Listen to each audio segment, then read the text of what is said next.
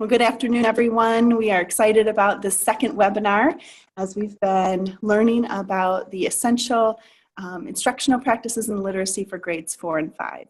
We started together with a face-to-face option this winter to explore that document, and it was an ambitious task to move through the entire document in a succinct way in one day. We knew that it would be truly an overview, but thank you if you've engaged either face-to-face, digitally with that content, or if you have attended or facilitated a makeup session. That was a great first start with Dr. Anne-Marie Palansar and Dr. Miranda Fitzgerald. Since then, we had a first webinar. This is our second and final for the year, where we're able to learn with the researchers and really put this work into context, to see real examples with real students and teachers, to imagine how this work integrates into our disciplinary content work in science, social studies, mathematics, and also think about these practices not just as a linear list of things that we do separate from each other, but truly to think about the integration. And I know that Miranda and Anne-Marie have planned for us some really unique ways to think across the essentials and make those connections today. So without further ado, we are going to get started here, and if you wouldn't mind introducing yourselves, please. Hi, I'm Miranda Fitzgerald, and I'm really excited to be here with you today. If you were here with us in February or March, we're looking forward to continuing our learning together. And do you want to introduce yourself before we get started? I'm Anne-Marie Palansar, and it looks as though it's not going to switch cameras. Don't know that it matters. I think it's fine. Okay. And both Miranda and I want to thank Erin for all the work that she has done to prepare for this day and to do all the hosting that she does, if you will, of this conference. So we're excited about it. We have a pretty packed afternoon. We have just an hour with you, but as Erin said, we're eager to make this as responsive to your interests and questions. So please keep those questions coming, and we will do our best to get to as many of them as possible. And I'm going to share my screen and we'll get started.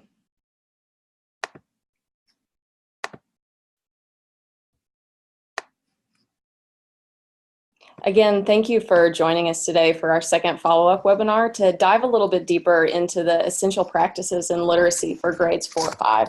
This session is designed to build on our time together during our February and March sessions.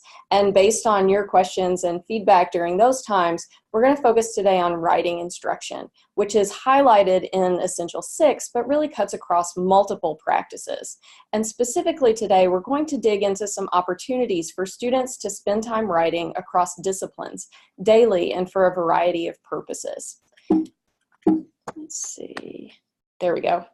And so I want to launch today by quickly noting that this webinar is based on the Essential Practices for grades 4 or 5 document that you see on the screen. And the content that we're sharing with you today is really meant to complement and not replace the document itself.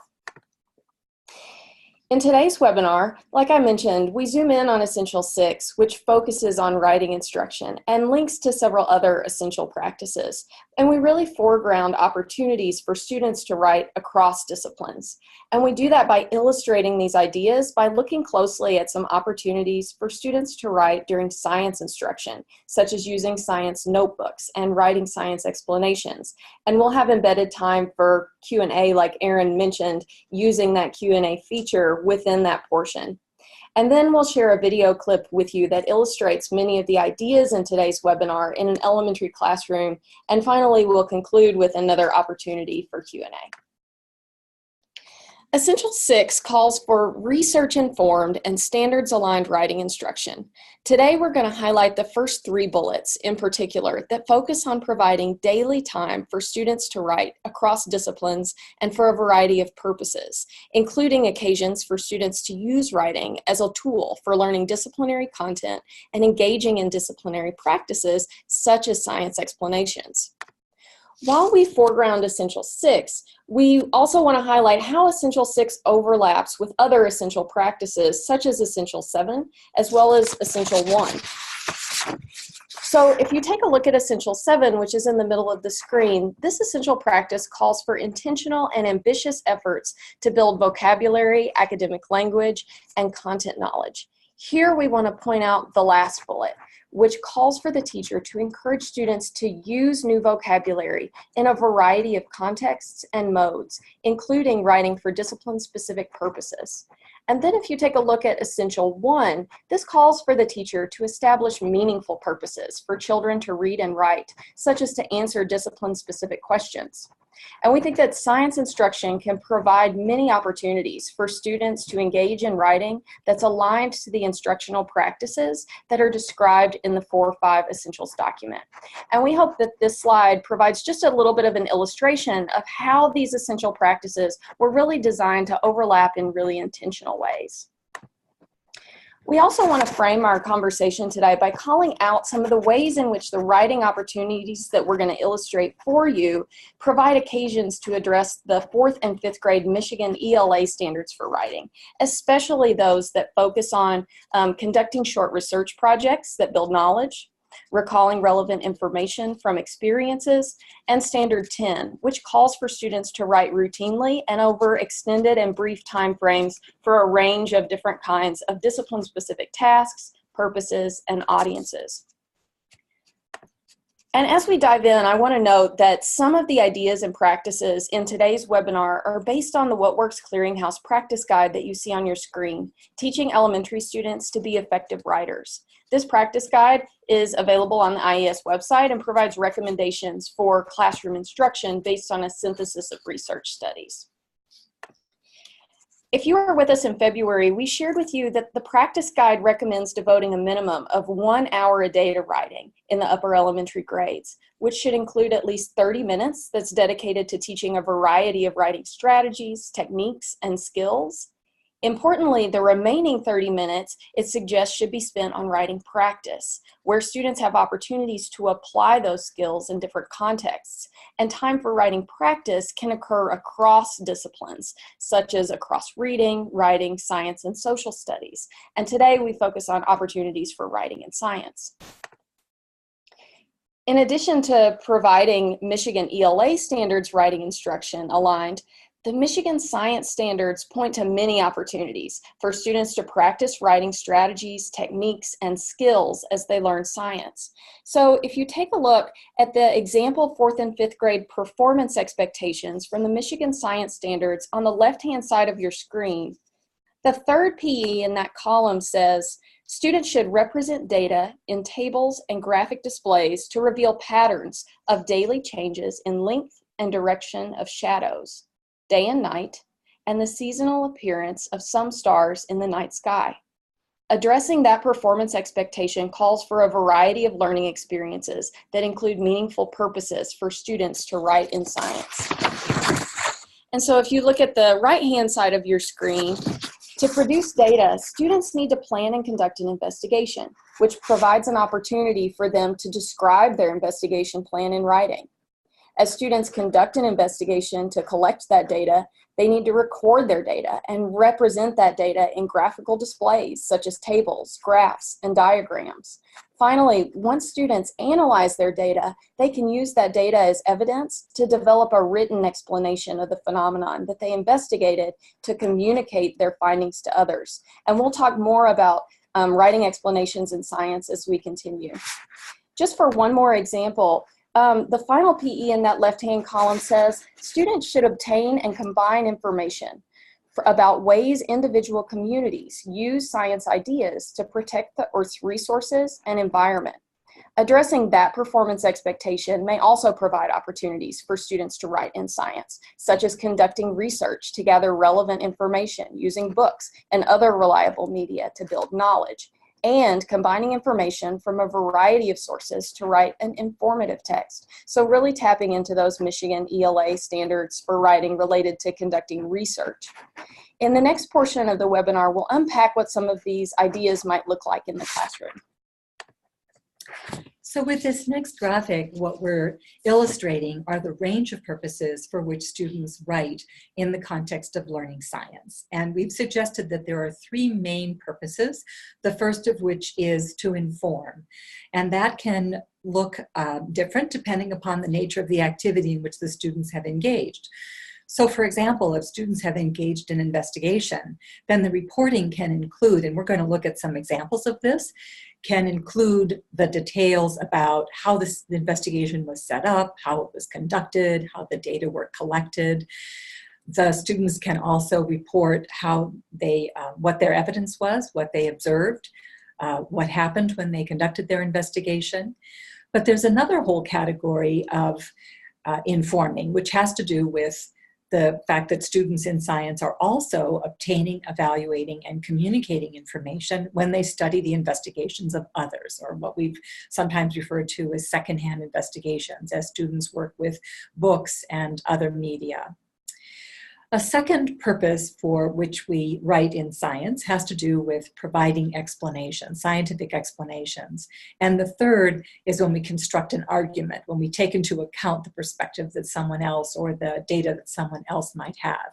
And we try to provide reasons why our explanations are consistent with the data that we have. So the interesting thing is that science notebook writing is a form of writing, or a genre, if you will, that really serves all three of these purposes. And so we're going to spend some time this afternoon talking first about maintaining science notebooks, which you'll see can take a variety of forms. And then Miranda's going to take over again and talk about the role of explanation and how to support explanation in writing. So this is a graphic that we thought was helpful because for those of us who come from an English language arts tradition, you may be accustomed to engaging your students in journal writing. And so we thought that it might be helpful, and then we thought that in fact this could be a graphic that you could share with your students, or that you could in fact generate with your students, in which what you're doing is you're juxtaposing what we do in our journal writing versus what we do in the context of generating science notebooks. So you'll notice that some of the activities are very specific and unique to science notebooks. Recording data would be an example. Drawing or describing our plan for the investigation that we're going to conduct. Generating predictions, or some children refer to these as hypotheses that we're going to make. And also frequently found in science notebooks would be data tables or charts and graphs that illustrate either the investigative setup or some of our findings. Then with respect to journals, you'll notice that a lot of the focus is really on personal reflection, like responding to literature or writing poetry. But you'll also notice that there are some shared features, and we think that these are particularly interesting. So even though we, I think, often associate writing poetry, for example, or responding to literature as an opportunity for creative thinking, it's also the case that creative thinking happens in maintaining a science notebook as well. And framing new questions would be characterized across both journals and science notebooks. So again, we think maybe this would be a graphic that could be useful in talking with your students if you're introducing them to science notebooks. We like this quote because it's a very nice characterization of what occurs when students are maintaining a notebook. It's more than a record of data that students collect, or facts that they've learned, or procedures that they've conducted. It's a record of students' questions, predictions, claims linked to evidence, conclusions, and reflections. And then skipping to the last sentence here, a science notebook is a central place where language, data, and experience work together to form meaning for the students. And of course, it's all about the sense making that students are engaged in, both through their reading and their writing. And in this case, we're talking about writing. So we're going to look at a couple of examples of students' notebook entries. These were samples that were collected in 5th grade classrooms by Clenchy and his colleagues, and they worked in the Central California area, where they had actually large numbers of children who are emergent bilingual speakers. And I'd like you to look at each one of these samples. I'm not sure how clearly they're coming across because of their size. So I'm going to say a little bit about what's happening in these 3 samples, just to point to some of the differences. So in sample 1, which is at the far left, you'll notice that this student is really focused on the procedures. So what were the materials that were used in the investigation? And actually the purpose of this was to develop or to design and build a pendulum. So it's very descriptive, and that's what's happening in that particular entry, helped by a graphic that actually illustrates the points that the child makes in the description. The next example is quite different, because in this example, the student is investigating the role that the size of a hole within a water clock, what the relationship was between the size of that hole and the amount of time it took for the water clock to sink. And so you'll notice, in contrast to the first example, here the child has actually documented the 5 trials that have been run and what the data were. Then the child has gone on to actually reflect on these data. And in this case, the child actually began with a prediction that was not borne out by the data that were reported in the table. And the third example is different yet again. Here the child is really devoting most of the writing to making claims and providing evidence for the claim that the child is making. So you see there just a nice array of the purposes, going from just description to data reporting and reflecting on what those data suggest about the child's thinking, to an actual claims evidence statement. So as Klensky was working with, he's done a great deal with professional development. These are, this is a summary statement about writing notebooks. So again, just to recap, the writing, a science notebook is a place where the child or class provides permanence to their thinking by making these entries. It can help students to link new information with prior knowledge or prior experiences. It documents changes in thinking over time. It's a way to share and compare your thinking with others. In fact, very often when teachers maintain science notebooks with students, they actually have students share those notebooks with one another so that they can see what their classmates are thinking, or how their classmates' thinking compares and contrasts with their own. It may include drawings, tables, graphs, and graphic organizers. What's interesting and helpful about that is that very often there are some children who communicate their ideas better in drawing than they do in continuous prose or writing. So it's nice that this is a very valuable way in science writing to be able to document your ideas. And it offers a record of inquiry and investigation. So this is what I wanted to say. This is the way in which these are some of the components, if you will, that students can be introduced to support them to make these kinds of science notebook entries.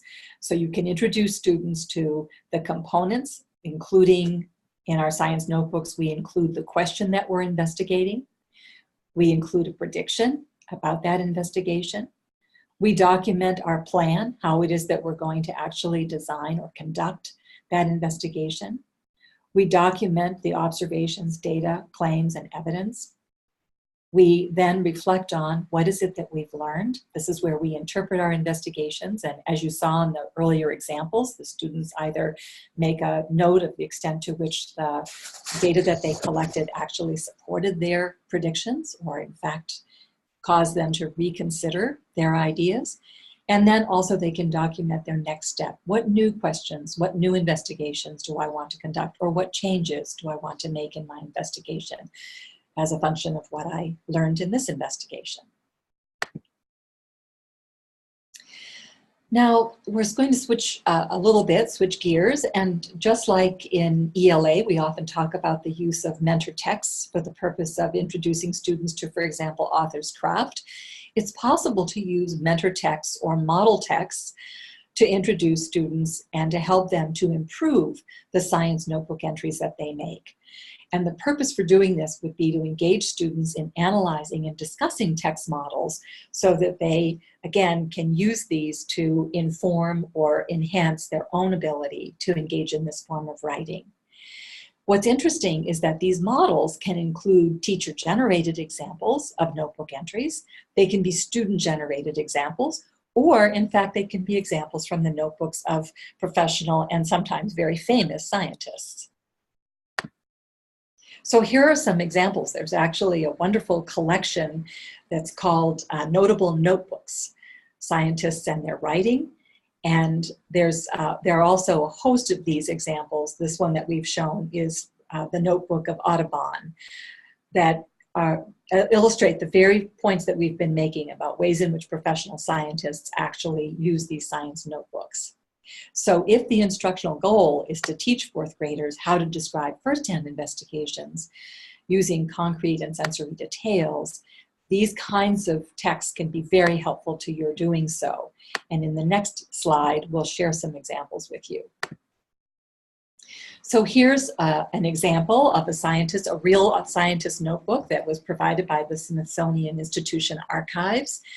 And we're wondering what you notice. If you look at this entry, what do you notice about how the professional scientist has documented the observations and thinking?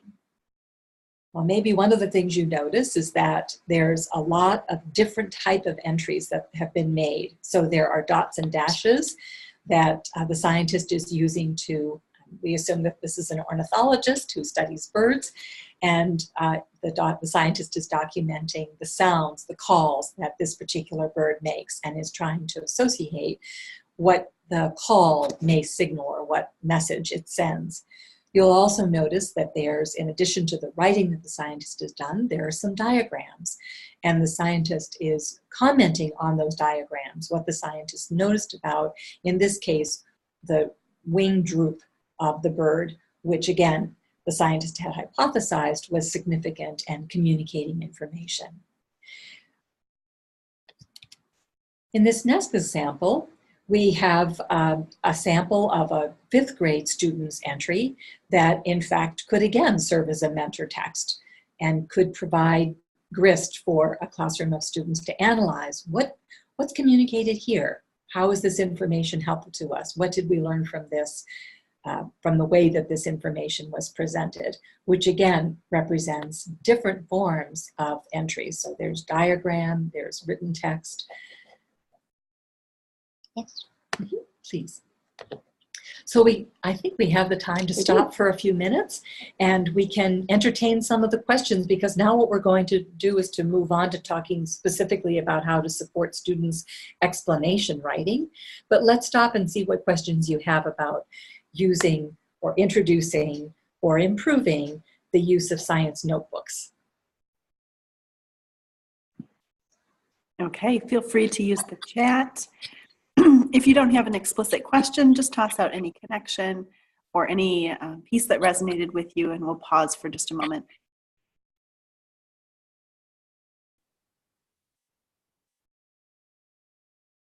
And you'll have access to all of these slides, so if there were any of them that you were interested in using as model texts with your own class, you could do that. You could just download it and expand each one of those samples.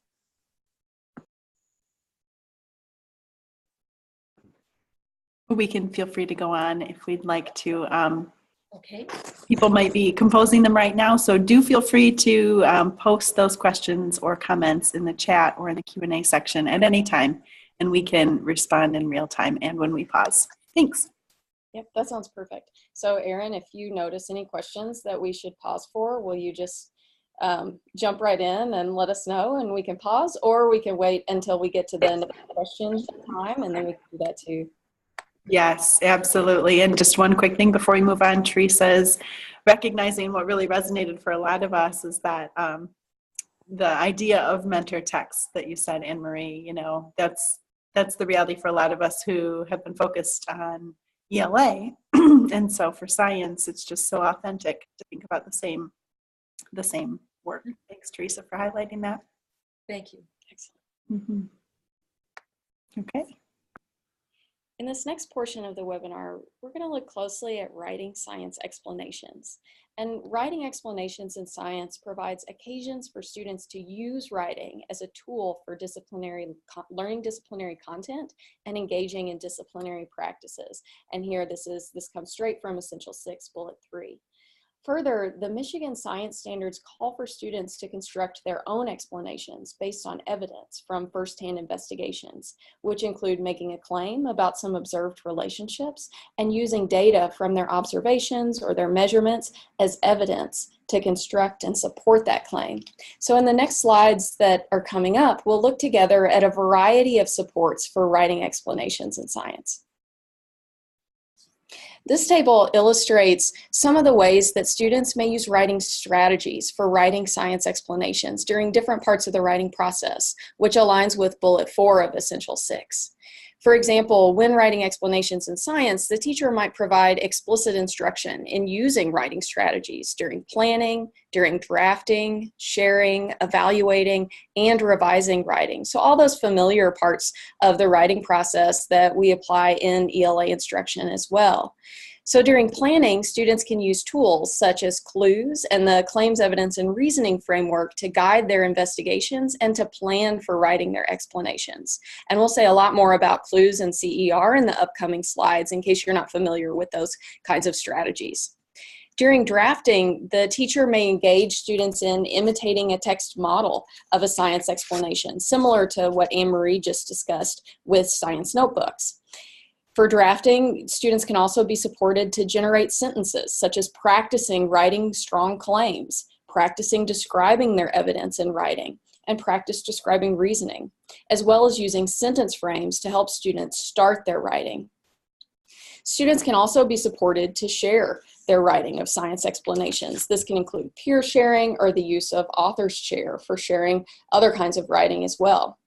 In addition to that, students can be supported to evaluate their writing by engaging in self-assessment using a general explanation rubric, which we'll show you an example of, or a phenomenon-specific rubric for writing science explanations.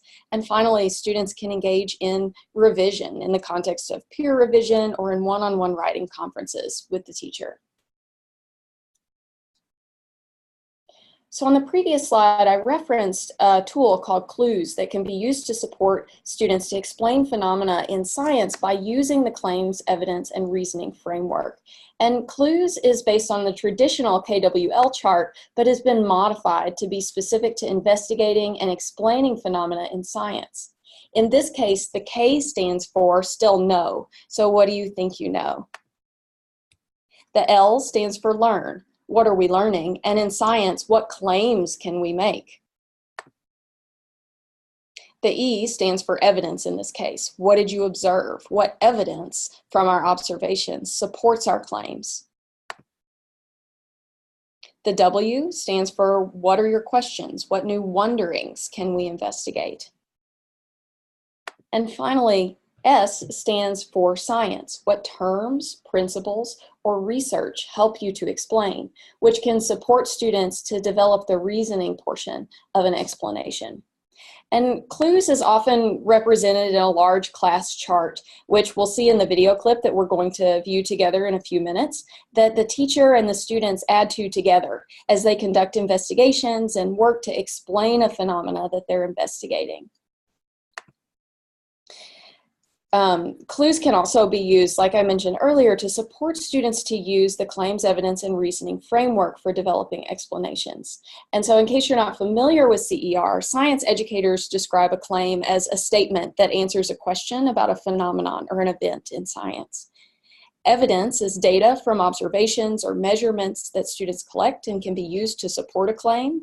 And reasoning links the claim and the evidence and uses science principles to show how that data serve as evidence to support the claim. And this is really important because the disciplines of science are grounded in explaining phenomena in the natural world. Also, like we said before, the Michigan Science Standards are calling for students to engage in this scientific practice of constructing their own explanations in writing based on those firsthand investigations. So we think that this is really helpful to think about in thinking about the ways that the Michigan Science Standards and the Michigan ELA standards can really complement one another.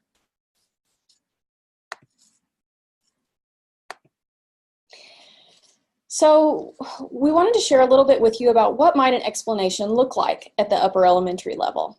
As one example, if students are building toward the 5th grade performance expectation that says, represent data in graphical displays to reveal patterns of daily changes in length and direction of shadows, day and night, and the seasonal appearance of some stars in the night sky, they may investigate the question, how can sun shadows be used to tell time?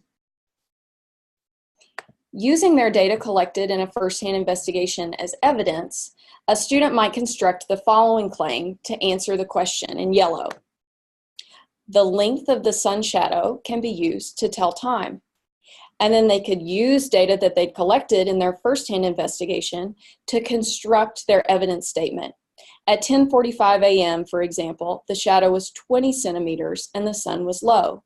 At 12:25 p.m., the shadow was 17 centimeters and the sun was high.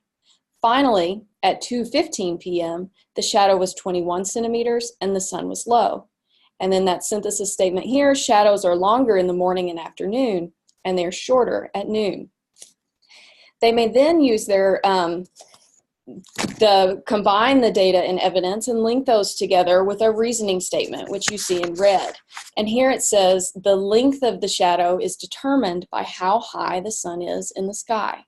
The sun changes position in the sky because the earth rotates once each day. So there's that scientific principle. When the sun is higher in the sky, the shadows are shorter, which is why they can be used to tell time.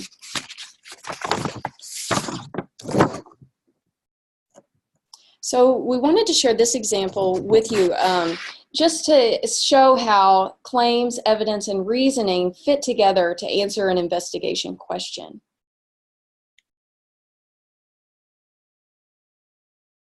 There we go. And then just like with other science notebook entries, like the ones that Anne-Marie shared with you a few moments ago, teachers can engage students in studying text models of science explanations by supporting students to analyze and discuss model texts of explanations, to identify the purposes and the features of a science explanation before students write, or to support the revision process. And students can be supported to analyze and discuss both well-written examples and examples that would benefit from revision. These can be teacher-generated or student-generated examples. And conversations about this mentor text or model text could focus on things like, what do you notice about this explanation? So a broad characterization. How does this claim answer the investigation question? How does the writer use their data as evidence to support their claim? How did the writer link their claims and evidence? And how can the explanation be strengthened?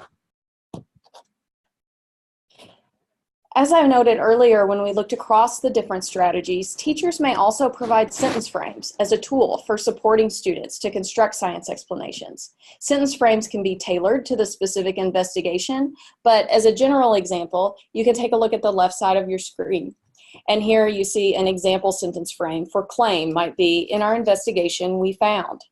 For evidence might be, my evidence to support my claim is that. Reasoning might be something like, my evidence supports my claim that blank because.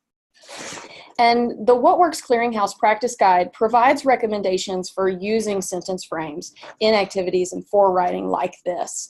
Their suggestions are to first, the teacher should develop the sentence frames for students to use. Second, the teacher models using those frames so that students have an example. Third, the teacher has students use the frames to construct their own sentences. Next, students have the opportunities to share their sentences that they constructed with peers and discuss the choices that they made and how they developed the sentence frames out. And then finally and importantly, the teacher can fade the use of the sentence frames during instruction until students can write them more independently. The teacher may also support students to evaluate and revise their explanations during that revision and evaluation process using a rubric. So the example that you see on your screen is just an example of a general rubric for writing science explanations and gives a couple of different levels each for claims, evidence, and reasoning.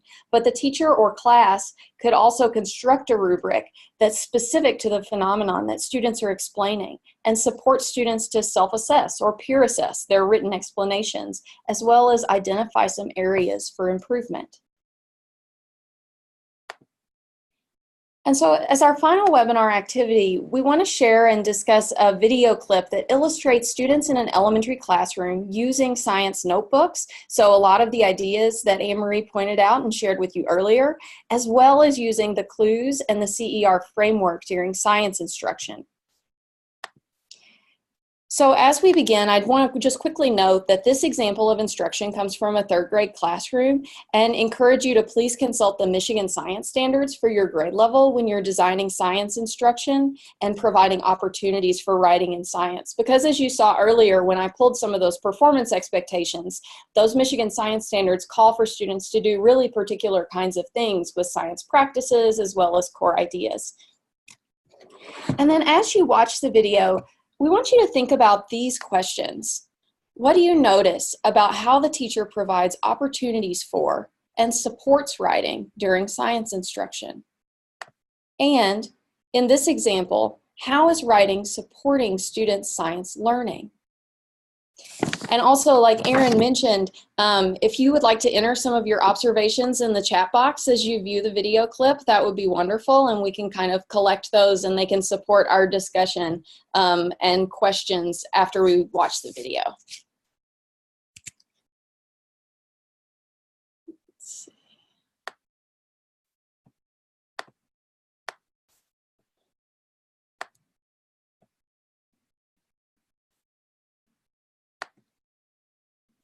Give you your bean. Oh, wow. Even changes from yesterday. Bathroom beans. We will be talking about our investigation, talking about our observation. So you're going to need your bean in front of you.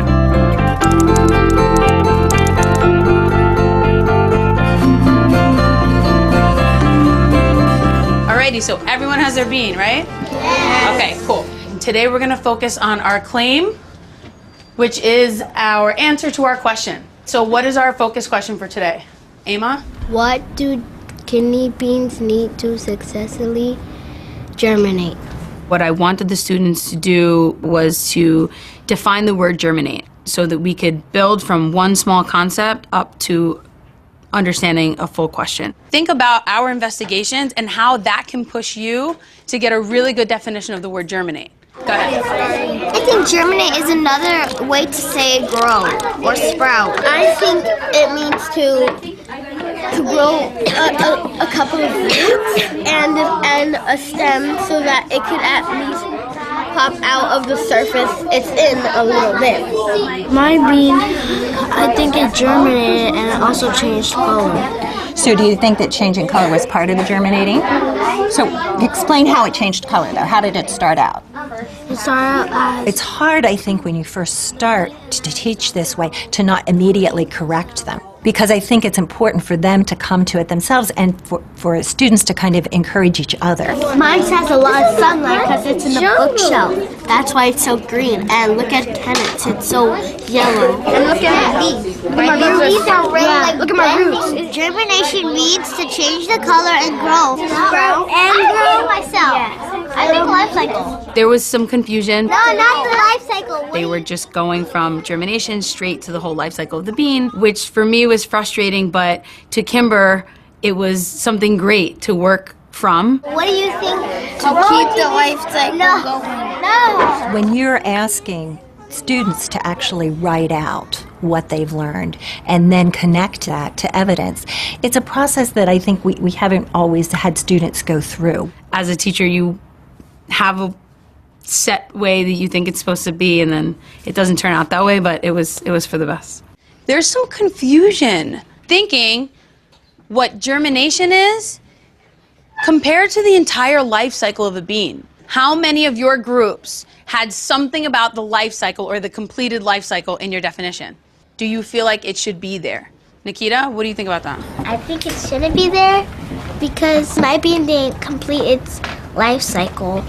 And on the day it first had its growth, it didn't complete it either. So what day was that? Day 3. Which specific stage in your diagram do you think the germinating is happening? In the second one. In the second one. Why? Because it started to grow its roots. It started to grow its roots. Okay. It is the start. It's taking its first steps to grow. I'm going to take down what everybody said, and then tomorrow I'm going to write it down on our clues chart. And you guys can let me know if you think it's good or not. Okay? How do we feel about that? Good. Yesterday we were talking about diagrams. You guys did a diagram of an open bean seed. Some of them I blew up and put them over here so we can have them for our evidence when we're talking about our reasoning. What we're going to do next is we are going to answer our question, which is going to be our claim. Okay, so the answer to our question, what do kidney beans need to germinate, is our claim. You're each going to get a yellow piece of paper that you are going to jot down based on what we did and what we saw, what we think the answer to this is. But remember, based on our data. And then, as a group, you are going to come up with a claim to the question. You guys are going to make a poster.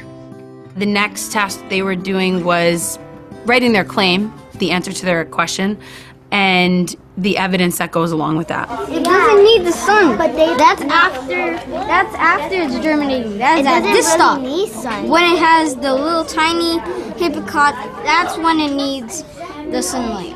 Not the right temperature. Not all the time. They were being argumentative in a great way, and again, they were saying things that I was not expecting, but it was really great to be there facilitating their discussions. We saw what about the ones in the closet?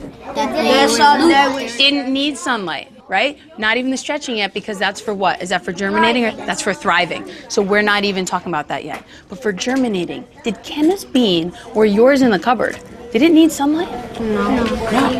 If they can take that misconception and go with it and then figure out why, then that is its own teaching tool. And I just have to learn to just roll with it because it worked. Think about everything that you talked about as a group and think about what should go down on this paper. So, we're going to read ours and figure out which answers we want on the chart. We need to find more evidence for this. Because our only claim was water. Were there any beans that didn't have water? Yeah, Devon A. Devon A and? Aditya. So that can prove what?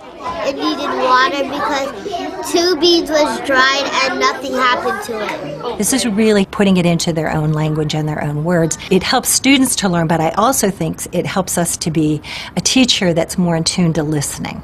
They need water because Devon A tried it without water and they did not have growth at all. What's our word? They didn't Germinate. Okay, peeps, we're at the final stretch. You are going to read your poster, and everybody needs to be really, really listening so that we can comment and see what we think about what everybody wrote. You want to go first? Go ahead. Plain. Kidney beans need stored food from the dicot, water, nutrients, and love to successfully germinate. Also sunlight, but it's optional. Kenneth was in the closet.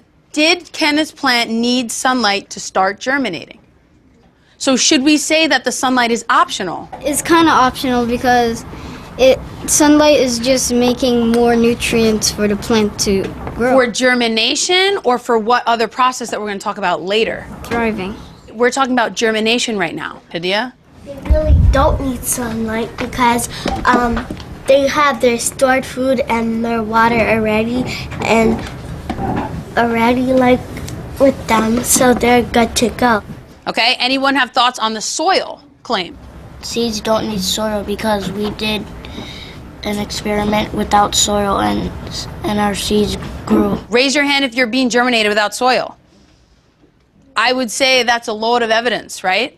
So we're saying that they need, I'm hearing water, nutrients, stored food, but what can we confidently say they do not need?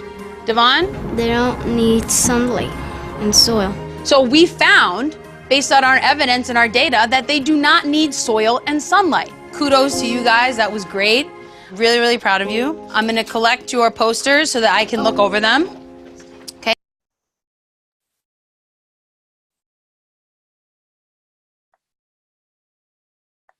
So, Miranda, I noticed that Teresa was commenting on all the supports that she saw in this video. So, and you know, we agree this is one of the things that excited us about this video. So not only have the children had their own firsthand experiences with germinating and observing closely the bean, but they've also had the chance to talk with one another. They've had the chance to they get the support of the clues chart that's a public record of the conversation and the vocabulary that the class has been using. So, and of course, as you've pointed out, Teresa, the way that the teacher facilitates her traveling from group to group and really clarifying student thinking and helping you to be more precise even in some of the observations that they're documenting. So thank you for all of those comments. Excellent. Like Anne-Marie mentioned, yes, those are several of the reasons why we selected this video in particular to show as an illustration. We think that there are a lot of important and exciting things to notice about the teacher's practice in the video.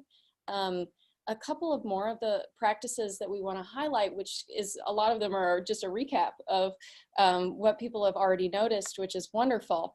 But linking specifically to where those tie into the essential practices, we hope you notice the ways in which the teacher established meaningful purposes for children to write by answering a discipline-specific question about the natural world.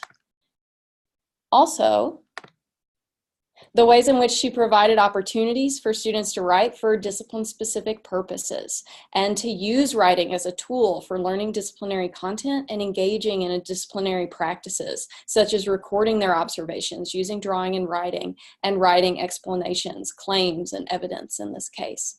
She also provided guided practice for using some of those writing strategies for planning, clues, and CER. Sharing, students shared in small groups and with the whole class, and for evaluating writing, getting peer feedback, and conferencing.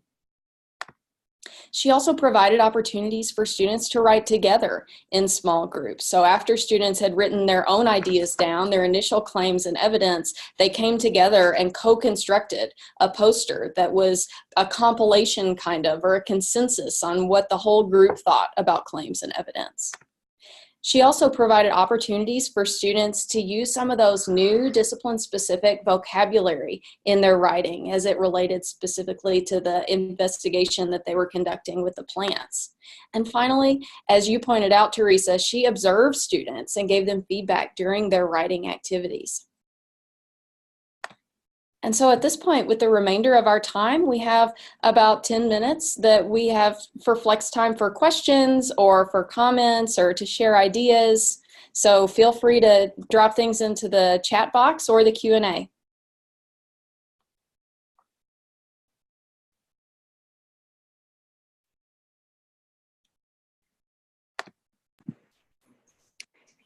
And I don't know if the two of you saw the question that's in the Q&A right now.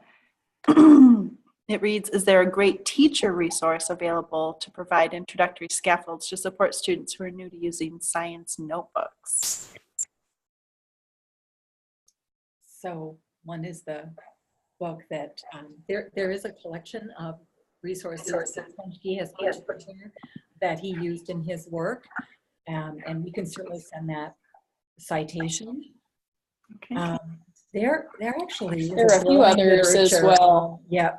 And we could, one thing that we could do is before, Erin, we send these slides, the finalized slides to you, we can add a page at the end with some teacher resources and trade books specific to things like supporting students to write in science notebooks, as well as supporting students to write explanations in elementary classrooms. That would be terrific. Thank you. Absolutely. Thank you for the question. Yeah. And we'll keep talking while we give folks a chance to answer or ask any questions, either in the Q&A or in the chat. The chat is easy if you have that up.